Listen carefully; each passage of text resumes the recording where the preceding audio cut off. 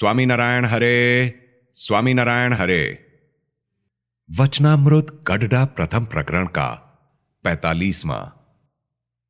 साकार और निराकार का रहस्य।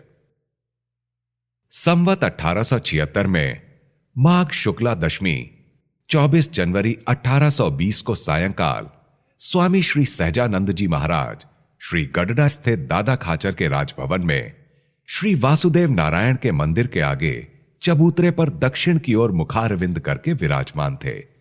उन्होंने श्वेत चादर ओढ़ी थी, सफेद धोती धारण की थी और सिर पर श्वेत पाग बांधी थी। उनके मुखारविंद के समक्ष सभा में मुनि तथा स्थान स्थान के हरिभक्त बैठे हुए थे।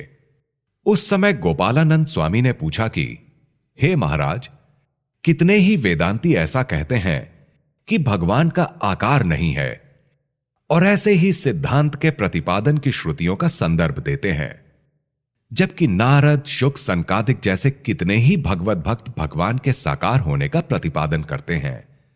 तो इन दोनों में सच्चे कौन हैं? तब श्रीजी महाराज बोले, भगवान पुरुषोत्तम हैं। वे तो सदा साकार ही हैं तथा महातेजोमय मूर्ति हैं और अंतर्यामी रूप से सर्वत्र पूर्ण जो सच्चिदानंद ब्रह्म है, वह मूर्तिमान पुरुषोत्तम भगवान का तेज है। और श्रुतियां भी ऐसा कहती हैं कि वे भगवान माया के सामने देख रहे थे। अतः जब वे देख रहे थे तो क्या उन्हें अकेली आंखें ही होंगी? हाथ पैर भी तो होते हैं।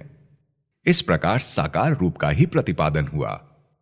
तथा जिस प्रकार समग्र जल के जीव रूप वरुण अपने लोक में साकार हैं, किंतु जल निराकार कहलाता है, और अग्नि की ज्वाला निराकार कहलाती है, परंतु उसके देवता अग्नि अपने अग्निलोक में साकार हैं।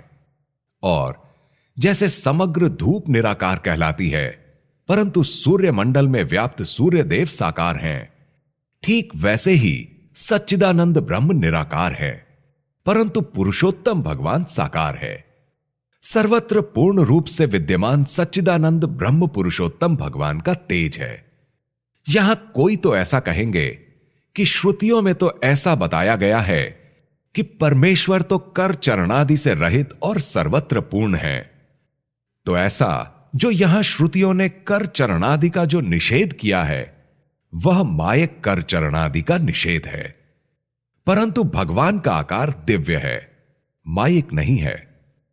यद्यपि अंतर्यामी रूप से जीव ईश्वर में व्यापक ऐसा जो पुरुषोत्तम भगवान का ब्रह्म रूप तेज है, वह निराकार है, तथापि उसमें जीव ईश्वर दोनों को उनके कर्मानुसार यथा योग्य कर्म फल देने में नियंतापन है, और वह साकार के समान नियंता रूप होकर क्रिया को करता है। अतः उस तेज को भी साकार जैसा समझना चाहिए।